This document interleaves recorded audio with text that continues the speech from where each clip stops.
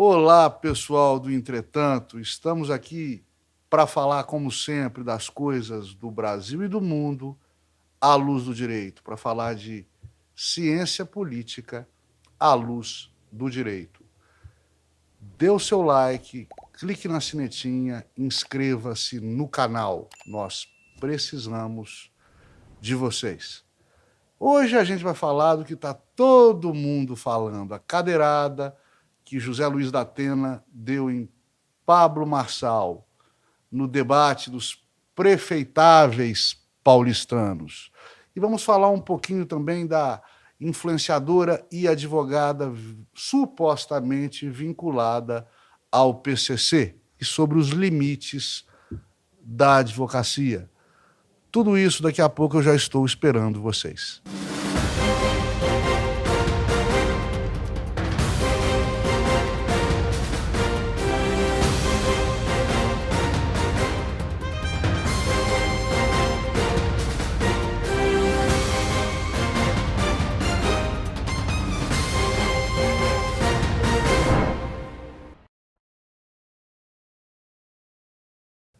Pessoal, por que nestas antevésperas das eleições municipais, por que a eleição para a prefeitura de São Paulo atrai a atenção do Brasil inteiro?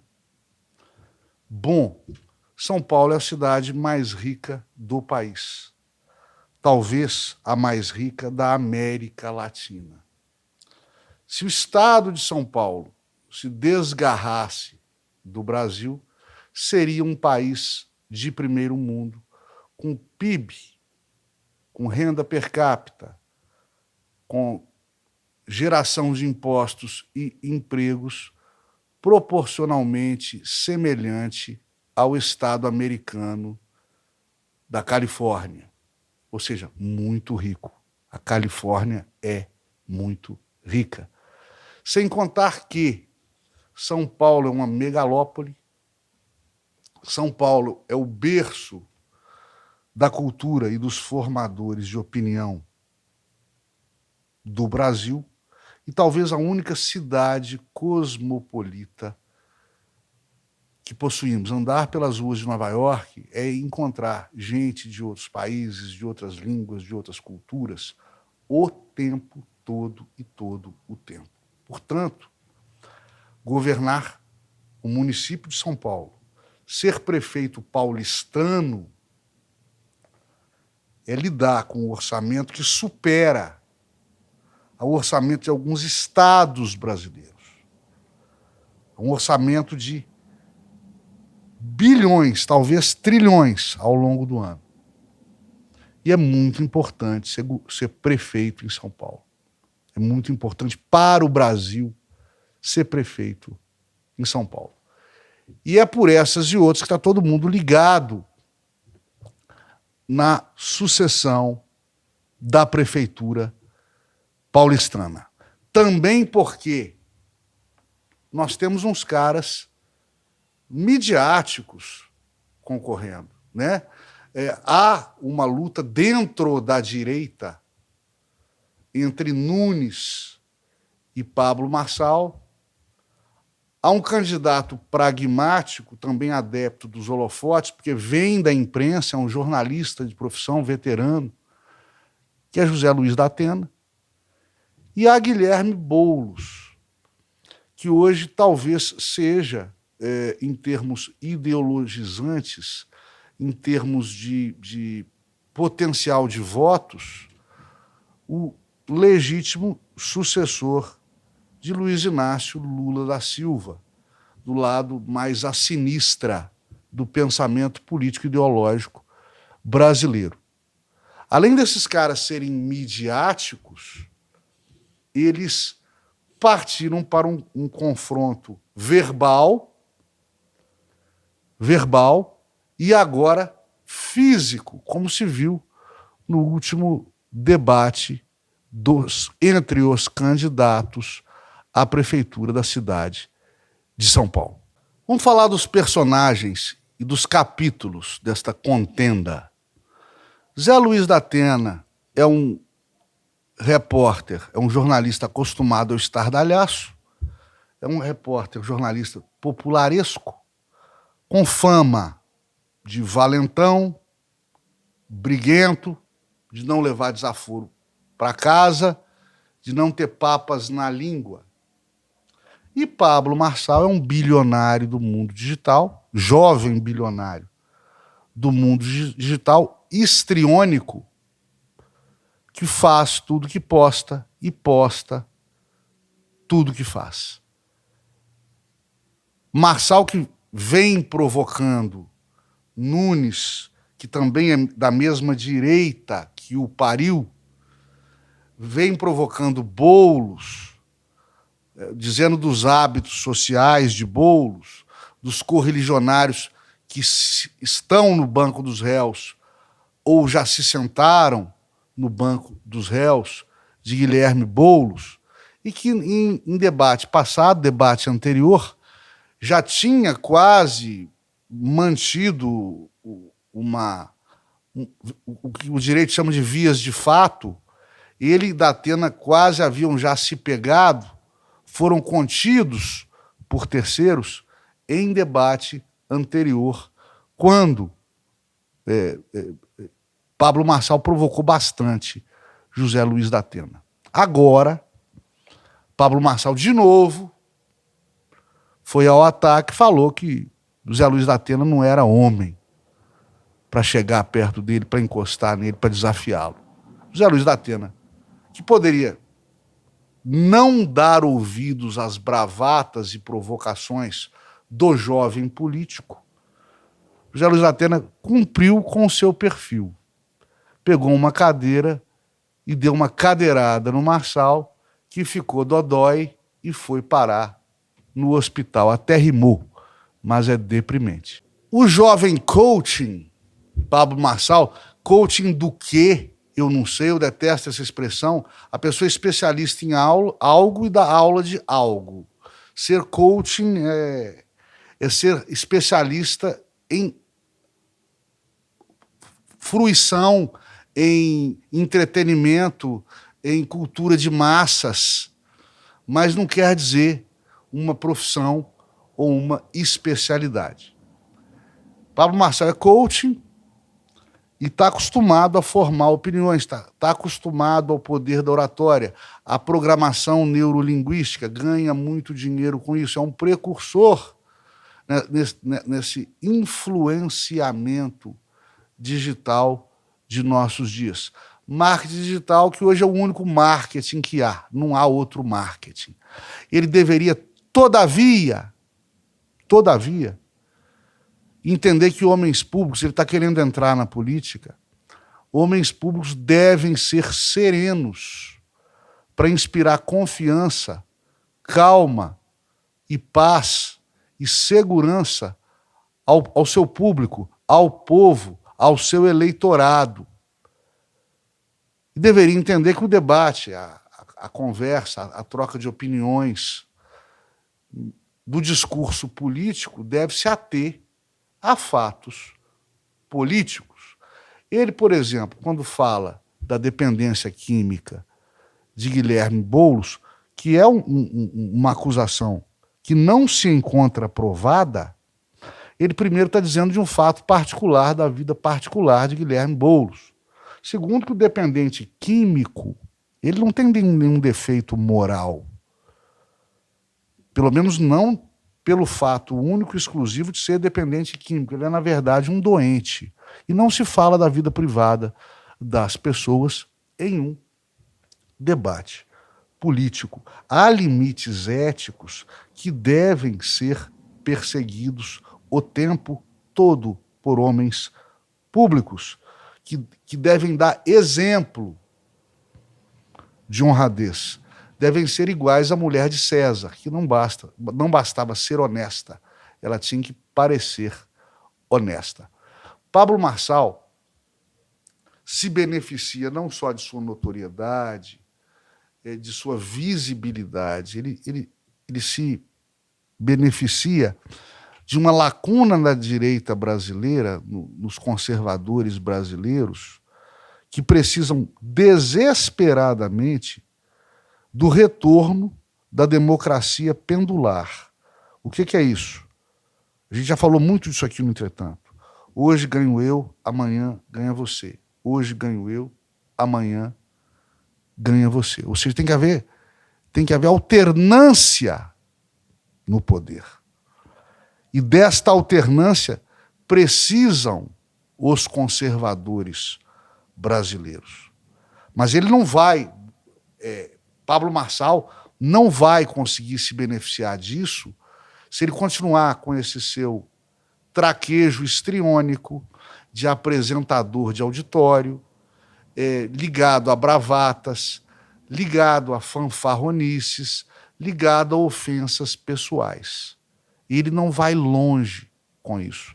Como também outros políticos conservadores, como Nicolas Ferreira.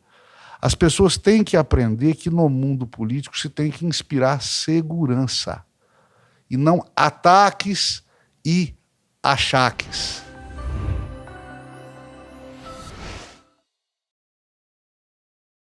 Se o Olavo de Carvalho vivo fosse, dava uma surra de vara de marmelo no senhor Pablo Marçal. Porque da maneira como está, se divide o lado conservador da disputa pela prefeitura do município mais rico do país e talvez da América Latina, e se entrega a rapadura para Guilherme Boulos, que é um candidato de esquerda, desnecessariamente, atacando ao Zé Luiz da Atena, que tem 8% de intenções de voto nas pesquisas, pontos percentuais. 8%.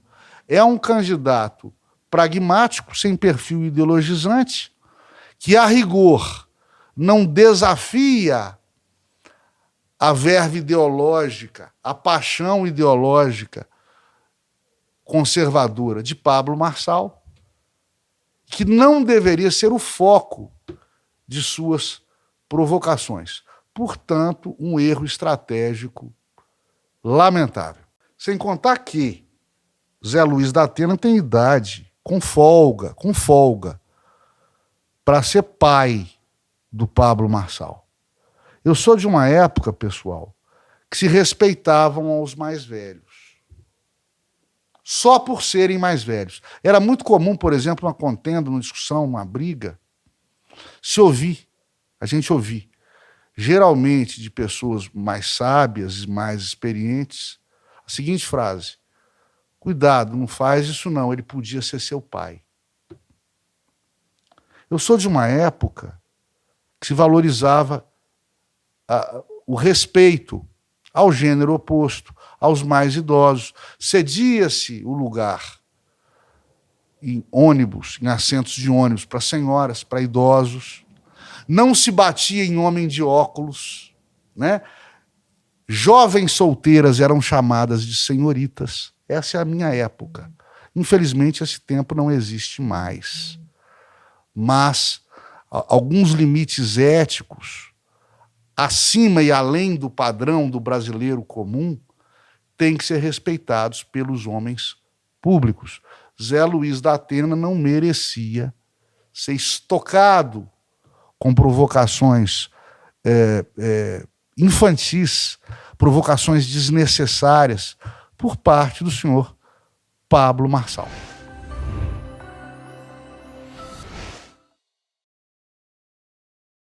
Isto significa que o Zé Luiz da Atena fez certo? Eu nunca, não posso dizer isso. Eu nunca defendi aqui resposta agressiva a provocações verbais.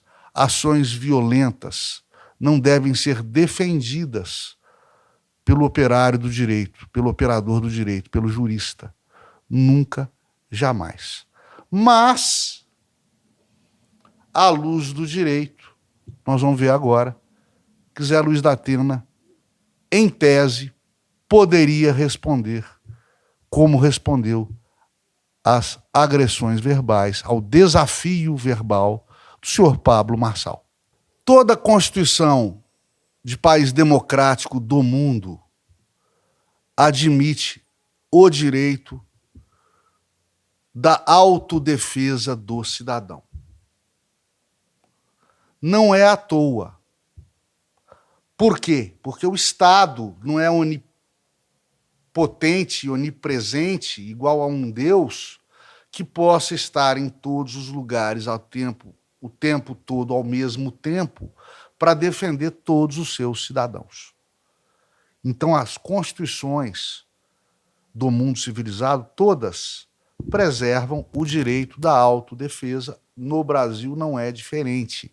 A lei penal prevê a possibilidade da pessoa se defender quando injustamente agredida, desde que o faça de maneira proporcional, equilibrada,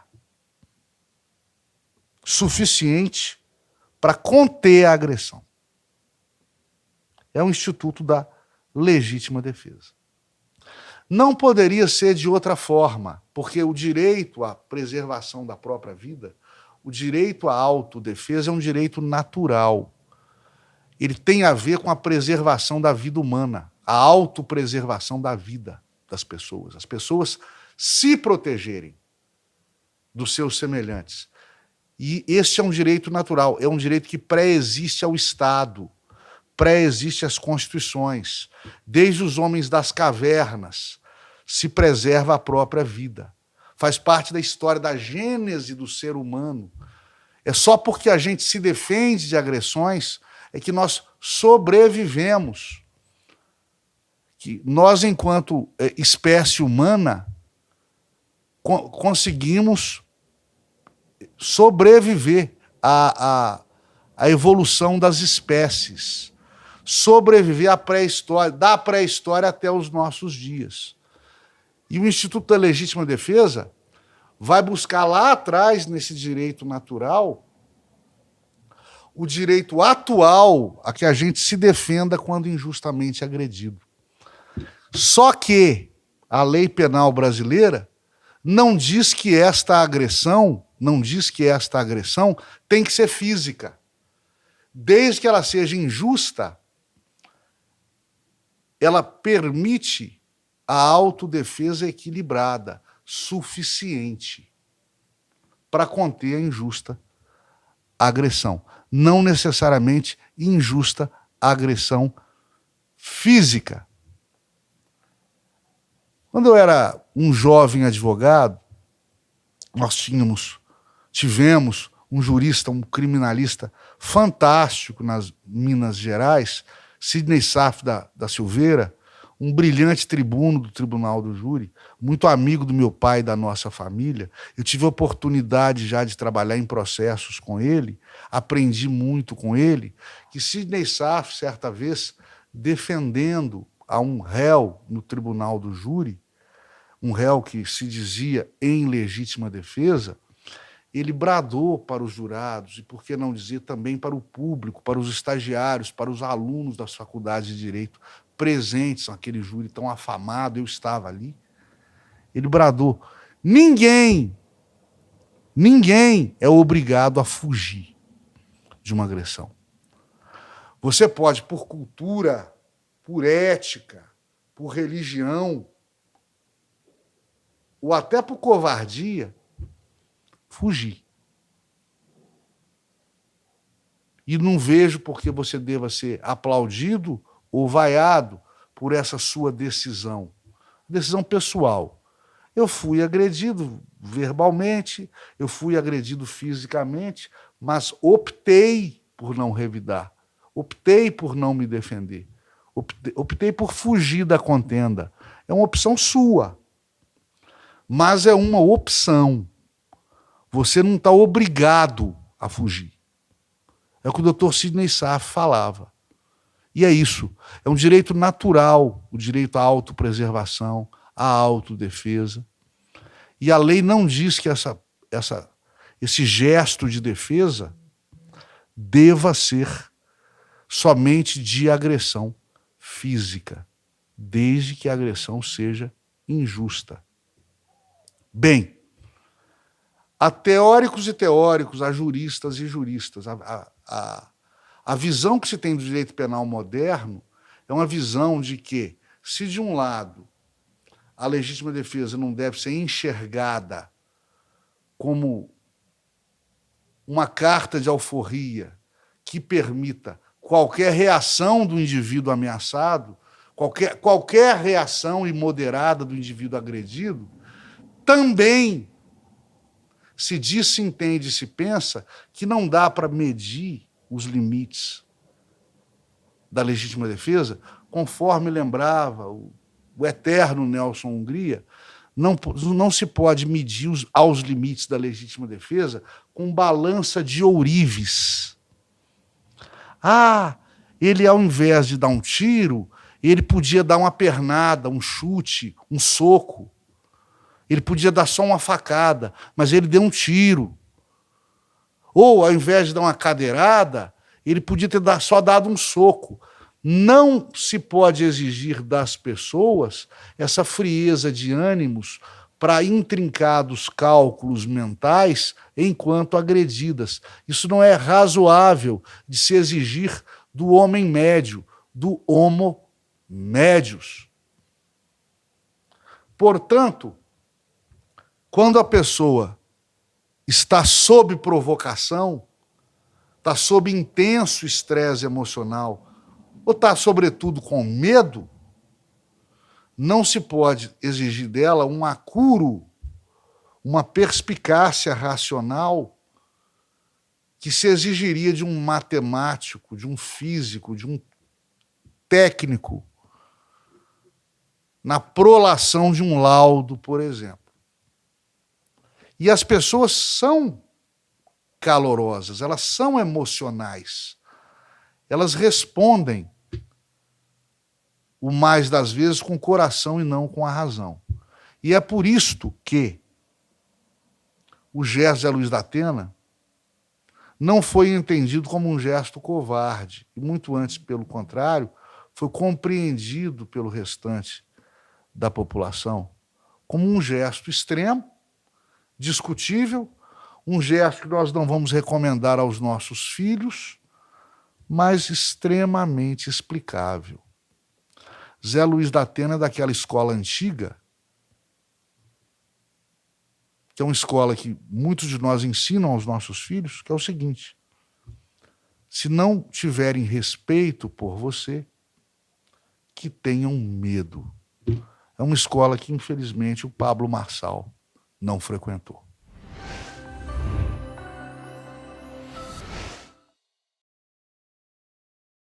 Deolane Bezerra, conhecida por alguns como a advogada do mal, ou advogada do PCC.